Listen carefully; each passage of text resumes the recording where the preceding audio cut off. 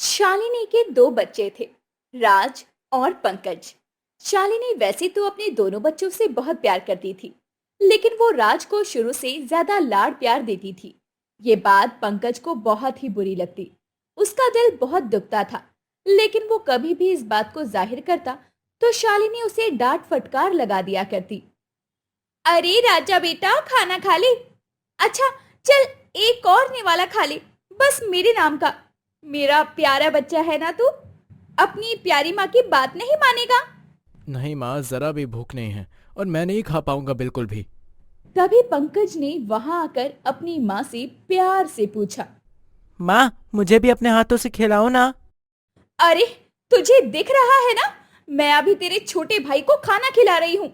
जा, जाकर दादी को बोल, वो तुझे खाना खिला देगी। यहाँ पर मेरा दिमाग मत खा। चल, जा यहाँ से निकल। शालिनी ने ऐसा बोलकर दुत्कार कर पंकज को भगा दिया। अब पंकज अपने नन्हे हाथों से अपने आंसू पोंछता हुआ अपनी दादी के पास जाकर बोलने लगा। ये आखिर माँ मुझे क्यों नहीं पसंद करती? जब देखो तब राज को ही दुलार करती रहती हैं और मुझे देखती तक नहीं।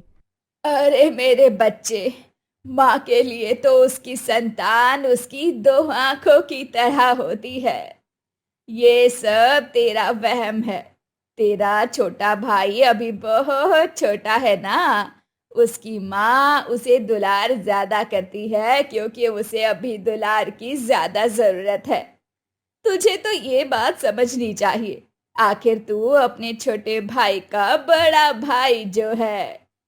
पंकज की दादी उसको समझाकर भेज देती है। अब ऐसे ही समय गुजरता है। पंकज और राज के पिता मनोज को अपने खाने पीने की आदत से फुर्सत ही नहीं थी, इसीलिए वो किसी पर भी ध्यान ही नहीं देते थे। लेकिन पंकज के असली बुरे दिन तो तब शुरू हुए जब उसकी दादी माँ स्वर्ग सिधार जाती है और अब उसका ख्याल रखने वाला उसके घर में कोई नहीं था। वो अपने खुद के घर में अनाथों की तरह महसूस करता। उसके पिता को कुछ दिनों के बाद लकवा मार गया था। बेचारा पंकज अपने ही घर में अपनी माँ की ममता के लिए तरसता रहता था। एक दिन वो अपनी दादी की तस्वीर के आगे रोता हुआ खुद से कहने लगा। आप मुझे छोड़कर क्यों चली गई? जब से आप गई हैं मैं अपने आप को बहुत अकेला महसूस करता हूँ। माँ तो मुझ पर ध्यान ही नहीं देती है और पिताजी तो बस बिस्तर से उठते ही नहीं है। आपके जाने के बाद मुझे इस घर में बिल्कुल भी अच्छा नहीं लगता। काश आप मेरे पास होती तो आप मेरा ख्याल रखती और मुझे प्यार करती और मुझे प्यार से लोरी भी सुनाती। अब ऐसा बोलकर पंकज फिर से रोने लगता है। तभी उसे अपनी माँ की लोरी गाने की आवाज आती है, जो कि वो राज को गोदी में सुलाते हुए गा रही थी। पंकज भी अब बेचारा दीवार की आड़ में खड़ा होकर लोरी सुनने लगता है। लल्ला लल्ला लोरी, दूध की कटोरी, दूध में बताशा, मुन्ना करे तमाशा, मेरा राजा बेटा, दुनिया से न्यारा, सबसे प्यारा माँ की आंख का तारा, लल्ला लल्ला लोरी। जहां राज अपनी माँ की गोद में आराम से सो रहा था, तो वही पंकज दीवार की आड़ में ही बैठे बैठे सो जाता है। ऐसे ही दिन गुजरते हैं और अब शालिनी पंकज की पढ़ाई भी बंद करवाकर उसे अपने पिता की जगह खेतों में काम पर लगवा देती है। धीरे धीरे कुछ ही सालों में अब पंकज बड़ा हो जाता है। जहां राज पढ़ लिख कर अच्छी शिक्षा हासिल करता है, तो वहीं पंकज खेती बाड़ी का सारा काम करना सीखता है। अब उसने ऐसे ही जीने की आदत भी डाल ली थी। एक दिन वो घर आया और अपनी माँ से बोलने लगा। माँ, जल्दी से खाना लगा दो, बहुत तेज भूख लगी है। हाँ, थोड़ा सा दही है और कल रात की रोटी और प्याज रखा है। अब जल्दी से खा ले, इससे पहले कि रोटी बास मारने लगे। अरे माँ, क्यों मेरे साथ ऐसा करती हो? सुबह आपने अपने बेटे राज को तो आलू के पराठे बनाकर कॉलेज भेजा और आप मुझे सूखी रोटी खिला रही हो। अरे, क्योंकि वो पढ़ लिख कर बड़ा अफसर बनेगा और तू तू अपने बाप की तरह किसान बनेगा, या फिर तू भी शराब के नशे में इधर उधर खाट पर पड़ा रहेगा। और अपनी बीवी को मारेगा जैसे तेरा शराबी बाप मुझे मारता है। वाह माँ, आपने तो पहले से ही मेरा भविष्य तय कर लिया। माँ की ममता हो तो आपके जैसी।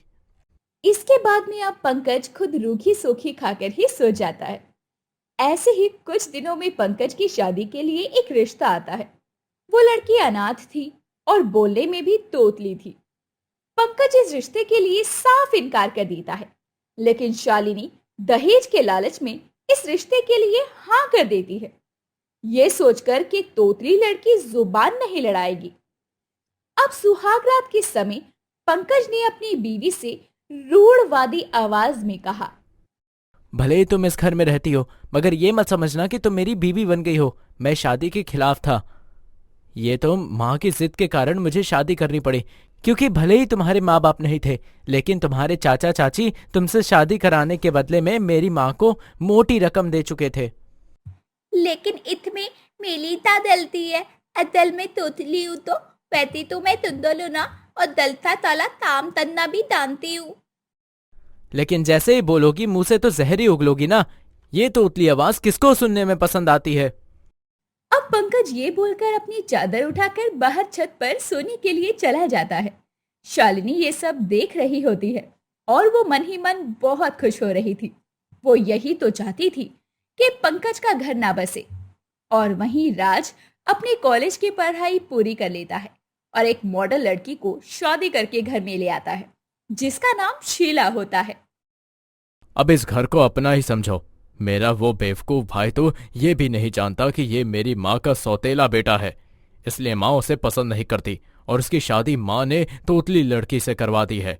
अब ना ही वो उसके साथ किसी भी रिश्ते में आएगा और ना ही उसके बच्चे होंगे। सारी उम्र वो हमारे लिए खेती करते हुए मर जाएगा और उसकी बीवी हमें फ्री में नौकरानी के रूप में मिली है।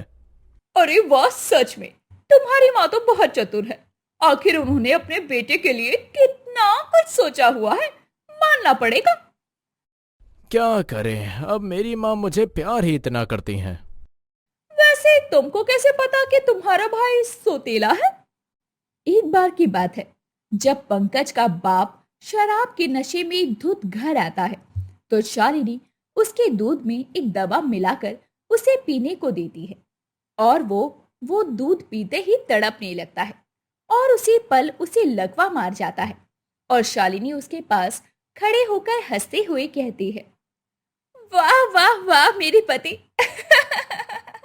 तुमने सोचा था कि तुम अपनी माँ के मरने के बाद अपनी आधी जायदाद अपने बड़े बेटे यानी मेरी सौतन के बेटे को दे दोगे और मैं ये होने दूंगी?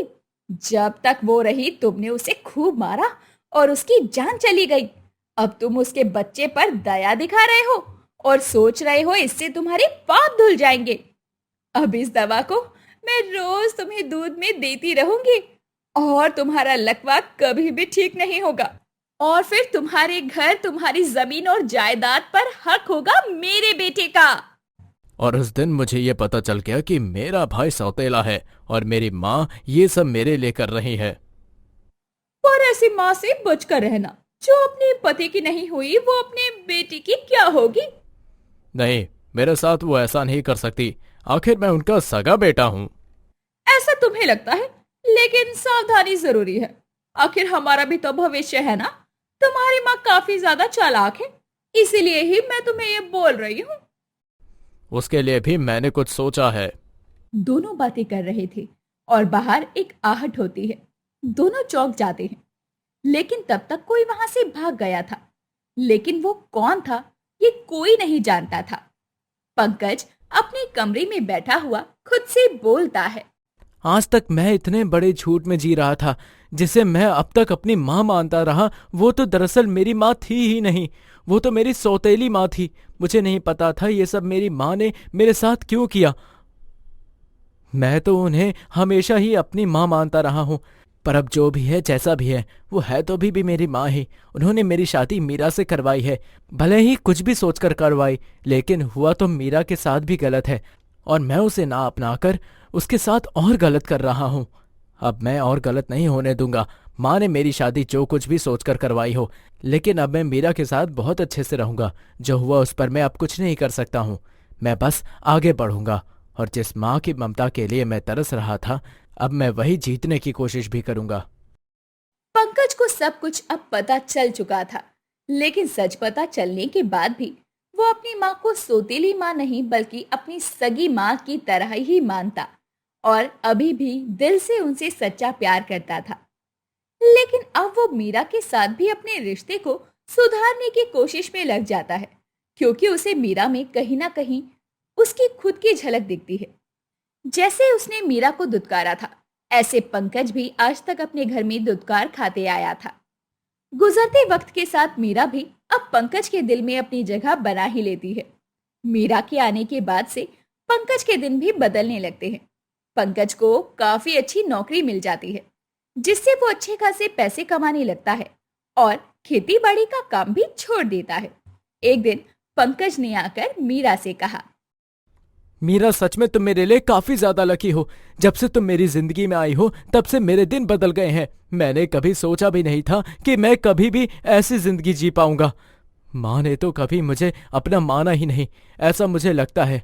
लेकिन तुम्हारे आने के बाद मुझे ऐसा लगता है कि कोई मेरा अपना है, कोई मेरी फिक्र करता है। सच में मीरा, तुमने मेरा बहुत साथ दिया है। मैंने हमेशा तुम्हारी मदद नहीं करी और तुम्हें गलत समझा, लेकिन फिर भी तुमने मुझे अपने आप से अलग नहीं समझा। अले, मैं तो तुम्हारी पत्नी हूँ। मैं तुम्हें खुद से अलग कैसे कर लेती हूँ? तुम्हारे साथ जो भी आदत हुआ है वो मुझे नहीं पता, लेकिन मैं अपने आने वाले भविष्य की बात कर रही हूँ। मैं तुम्हारी पत्नी हूँ। मैं तुम तो हमेशा खुद रह देती तोती तरूंगी। तभी वहां कमरे में शालिनी आ जाती है और पंकज से कहती है, पंकज, घर का राशन खत्म हो गया है। मैंने तुझे कहा था ना, तूने अभी तक घर का राशन क्यों नहीं भरवाया है? आखिर कब भरवाएगा तू घर का राशन? दरअसल मेरे दिमाग से निकल गया था। मैं अभी राशन भरवा देता हूँ, आप चिंता मत करो। पंकज और मीरा काफी अच्छी जिंदगी जीने लग गए थे। अब उनके पास किसी चीज की कोई कमी नहीं थी। बिना पढ़े लिखे होने के बाद भी पंकज ने अपना बहुत अच्छा काम धंधा भी जमा लिया था और अपने खेतों पर कुछ किसानों को भी लगा दिया था। और राज वहीं जिस कंपनी में काम करता था, वहां से उसकी कुछ ज्यादा खास कमाई नहीं थी। ये बात उसकी पत्नी को बिल्कुल भी पसंद नहीं आती थी। इस पंकज के तो ऐसे दिन बदल गए हैं जैसे इसने पता नहीं कहां से कौन सी डिग्री ले ली है। मैं इतना पढ़ा लिखा हूँ, मैं देश से बाहर पढ़ लिख कर आया हूँ, फिर भी मैं छोटी सी कंपनी में एक नौकर की तरह काम कर रहा हूँ। पंकज को देखो, कुछ नहीं आता इसे, अंगूठा छाप कहीं का। और ये तो अपना काम शुरू कर रहा है, अपना बिजनेस कर रहा है। मैं अब ऐसे और किसी के आगे भीख मांगने वाली नहीं हूँ।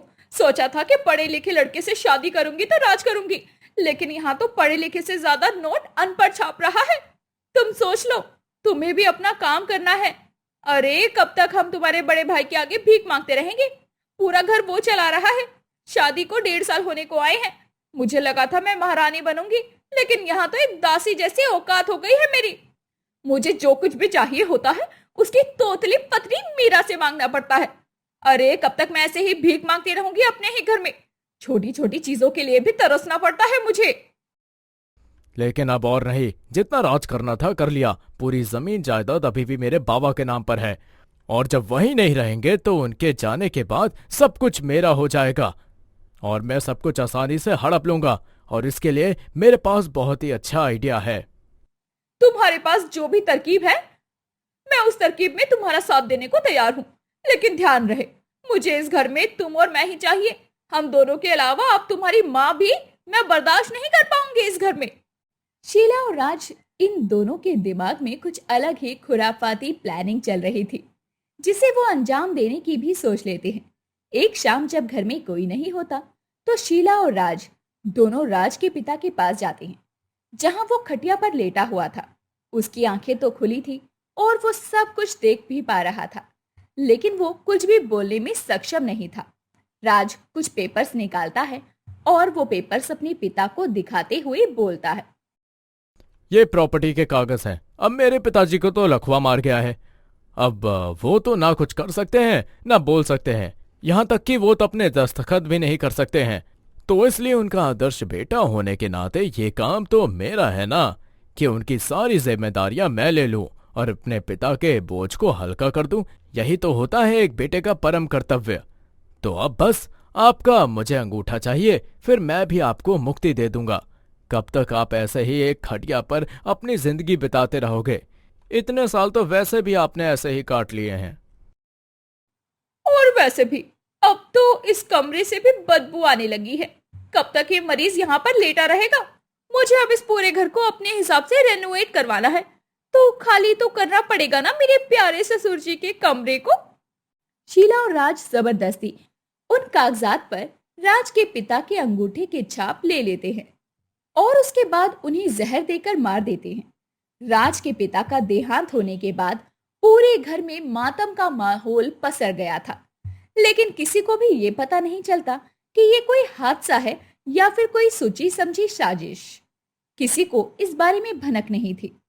कुछ दिनों के बाद शीला राज से कहने लगी, सबसे बड़ा काम तो हमने कर लिया कि सारी प्रॉपर्टी अब तुम्हारे नाम हो गई है, लेकिन अब इसके बाद का क्या? तुम्हारे भाई को और तुम्हारी माँ को भी तो यहाँ से खाली करना है ना? उनका कुछ सोचा भी है तुमने? उनका तो आपको सोचना भी नहीं है। अरे जब अब सब कुछ हमारे नाम पर है तो वो तो हमारे घर में किराएदार की तरह ही है। मैं आज ही भाई और उनकी प्यारी पत्नी को इस घर से निकाल दूंगा। उसके बाद माँ कुछ नहीं कर सकती। उन्हें रास्ते से हटाना मेरे लिए बाएं हाथ का खेल होगा। तुम चिंता मत करो, मैंने अब तक संभाला है ना, मैं आगे भी संभाल लूंगा। उसी शाम राज अपने भाई भाभी को घर से बाहर निकालने लगता है। पिताजी ने मरने से पहले सारी जमीन जायदाद मेरे नाम कर दी थी। अब इसमें तुम्हारा कोई हिस्सा नहीं है। तुम यहाँ बस मेरे टुकड़ों पर पल रहे हो, इसलिए तुम दोनों यहाँ से निकल जाओ। ये तो क्या कह रहा है मेरे भाई? हम दोनों भाई हैं ना? पिताजी के जाने के बाद तो हम दोनों को ही सब कुछ संभालना है। तू माँ का हाल तो देख, वो कैसी हो गई है पिताजी के जाने के बाद। माँ वो मेरी है, तेरी तो बस सौतेली माँ है, और मैं अपनी माँ को अच्छे से संभाल लूंगा।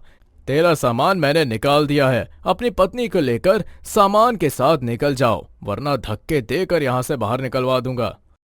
मीरा और पंकज दोनों को घर से बाहर निकालने के बाद शालिनी को बहुत खुशी होती है और वो अपने बेटे से खुश होते हुए बोली, सच में बेटा, आज तूने मेरा सर गर्व से ऊंचा कर दिया। जो काम मैं इतने सालों से नहीं कर पाई वो तूने आज कर ही दिखाया। मैं खुद भी इन दोनों से इतनी परेशान थी कि क्या बताऊं, लेकिन तूने मेरी परेशानी एक झटके में हल कर दी। अब सब कुछ हमारा है, जिस पर और कोई अपना हक भी नहीं जमा सकता। शालिनी खुशी खुशी अपने कमरे में जाकर सो जाती है। तभी राज शीला को दूध में जहर मिलाकर देते हुए कहता है, ये लो शीला, इस दूध में मैंने शरीर को लकवा मार देने वाली दवा मिला दी है। तुम इसे माँ को पिला दो। माँ बड़े चैन से चैन की नींद सो रही है और हमें उन्हें इस नींद से उठाना नहीं चाहिए, इसलिए आज हम माँ को चैन की नींद ही दे देते हैं। सबको यही लगेगा कि पिता के जाने के बाद माँ को सदमा लग गया, वो भी काफी गहरा। राज और शीला को ये नहीं पता था कि उनकी ये हरकत उनके घर के काफी पुराने नौकर बिरजू ने देख ली थी, जो कि पंकज के पिता की सेवा किया करता था और अभी तक उस घर में नौकरी कर रहा था। बिरजू सारी बातें जाकर पंकज और उसकी पत्नी को बता देता है, जिसके बाद वो दोनों भागते हुए घर में आते हैं और शालिनी को दूध पीने से रोक देते हैं। माँ, इस राज ने लकवा मारने वाली दवा मिलाई है, आप मत पियो। नहीं, मेरा बेटा ऐसा कभी नहीं कर सकता। ये दूध तो मैं पीकर ही रहूंगी। पंकज के मना करने के बाद भी शालिनी दूध पीने जा रही थी। अपनी माँ को रोकने के लिए पंकज खुद वो सारा दूध पी लेता है और उसके शरीर में झंझनी होने लगती है। अपनी खराब हालत में भी पंकज अपनी माँ से बोलता है, माँ, अगर आपको कुछ हो जाता तो मैं अपने आप को कभी माफ नहीं कर पाता। माँ की ममता भले ही अपने सगे बेटों के लिए बट गई हो, लेकिन एक बेटा हमेशा अपनी माँ से प्यार करता रहेगा। अब शायद आपको यकीन आ गया होगा मेरी बातों पर। पंकज की ऐसी हालत देखकर शालिनी को अब अपनी गलती का पछतावा हो जाता है और वो मीरा के साथ तुरंत ही बिरजू की मदद से पंकज को अस्पताल ले जाती है और उसका इलाज करवाती है, जिसके बाद वो पंकज से अपने दिल से माफी भी मांगती है और माँ की ममता का उसे सबक मिलता है।